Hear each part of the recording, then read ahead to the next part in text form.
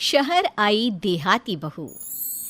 हाल ही में रोहन की शादी निर्मला नाम की लड़की से हुई थी। निर्मला गांव की लड़की थी। रोहन के पिता और निर्मला के पिता दोनों बचपन के दोस्त थे।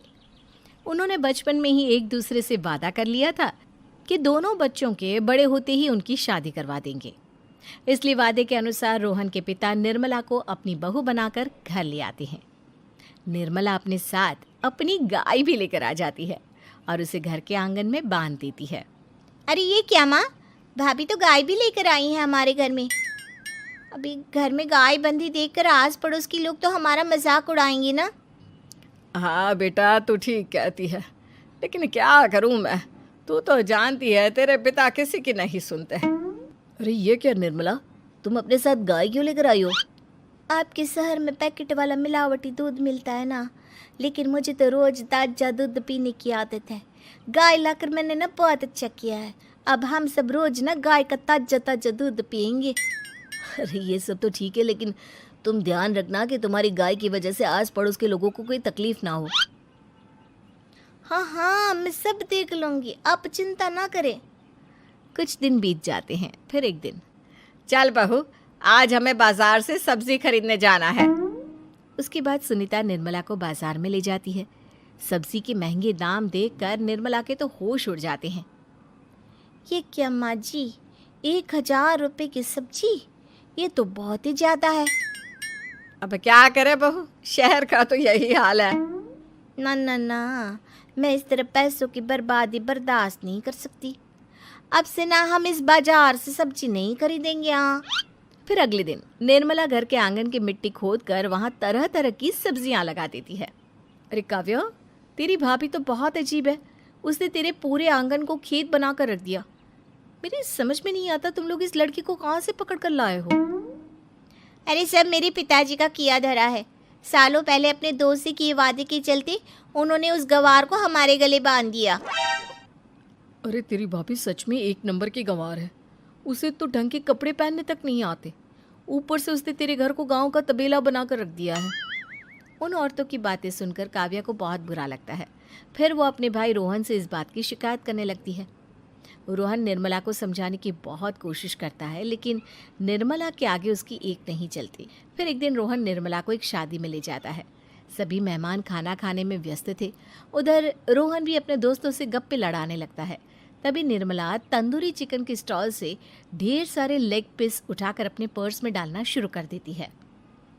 घर जाने के बाद इसे फ्रिज में रख दूंगी और कल सुबह मैं चीज़ सिखाऊंगी। फिर खाना खाने के बाद दोनों पति पत्नी वहाँ से जाने लगते हैं, लेकिन तभी दुल्हन का भाई उन्हें रोक लेता है।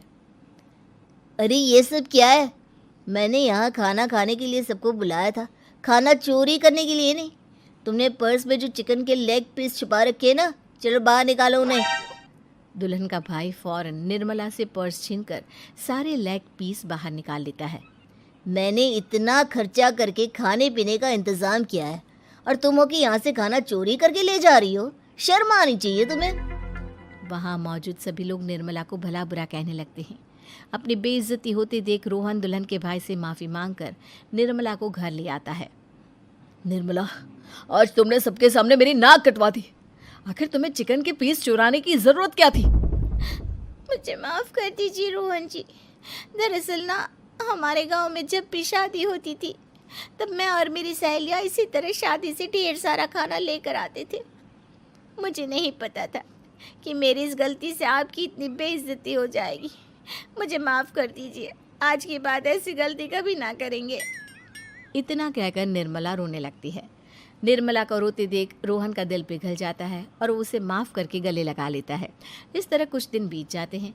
फिर एक दिन रोहन उदास होकर घर लौटता है। रोहन के कपड़े बुरी तरह फटे हुए थे। अरे बेटा, ये सब क्या है? किसी के साथ मारा पीटी हो गई है क्या? नहीं माँ, आज हमारी ज़िंदगी का सबसे बुरा दिन है।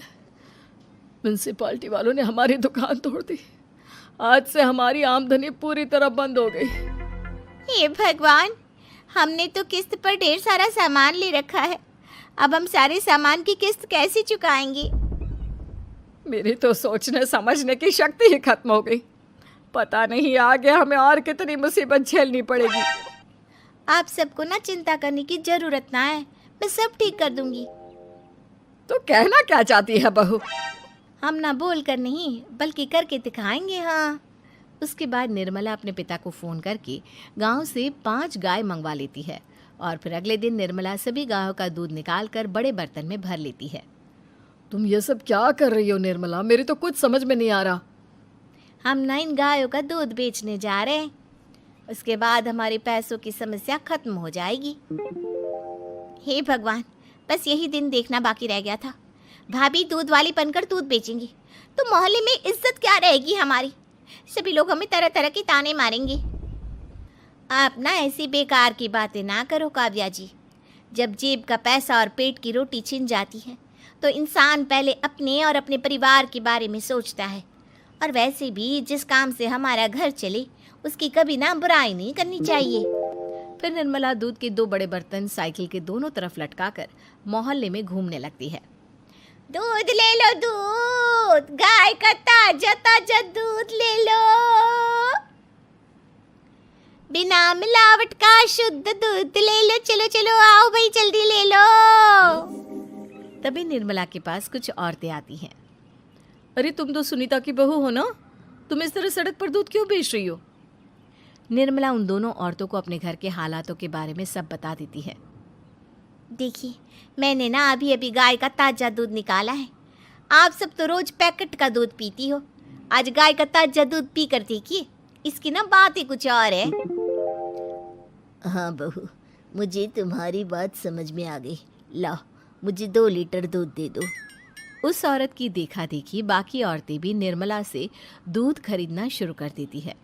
थोड़ी ही देर में निर्मला सारा दूध बेचकर ढेर सारे पैसे इकट्ठे कर लेती है। उसके बाद निर्मला घर जाकर सारे पैसे अपनी सास को पकड़ा देती है। अरे बहू, इतने सारे पैसे! सच में तेरा आइडिया तो काम कर गया। अरे माँ जी, आप तो बस देखती जाइए, कुछ ही दिनों में मैं अपने घर की सारी समस्या खत्म कर दूंगी। हाँ। फिर अगले दिन से निर्मला गायों के गोबर से ढेर सारे उपले तैयार करके बेचना शुरू कर देती है। निर्मला को पैसे कमाते देख रोहन के अंदर भी हिम्मत आ जाती है और वो भी दूध बेचने का फैसला करता है। निर्मला के कहने पर उसके पिताजी कुछ और गायों का बंदोबस्त कर देते हैं। इस तरह दोनों पति पत्नी मिलकर दूध बेचना शुरू कर देते हैं। कुछ ही महीनों में उनका दूध का व्यापार खूब फल फूल जाता है। इसके चलते रोहन एक बड़ी दूध की डेयरी भी खोल लेता है। पिताजी, जब आपने निर्मला से मेरी शादी करवाई थी तब मैं मन ही मन आपको कोसा करता था, लेकिन आज मेरी समझ में आया कि आपका फैसला बिल्कुल सही था। आज अगर निर्मला ना होती तो पता नहीं हमारा क्या हाल होता। हाँ बेटा, तू ठीक कहता है। हमारी बहू ने तो हमें उजड़ने से बचा लिया। भगवान ऐसी बहू सबको दे। इस तरह निर्मला की समझदारी के चलते सब कुछ ठीक हो जाता है और वो सभी हंसी खुशी अपना जीवन जीने लगते हैं।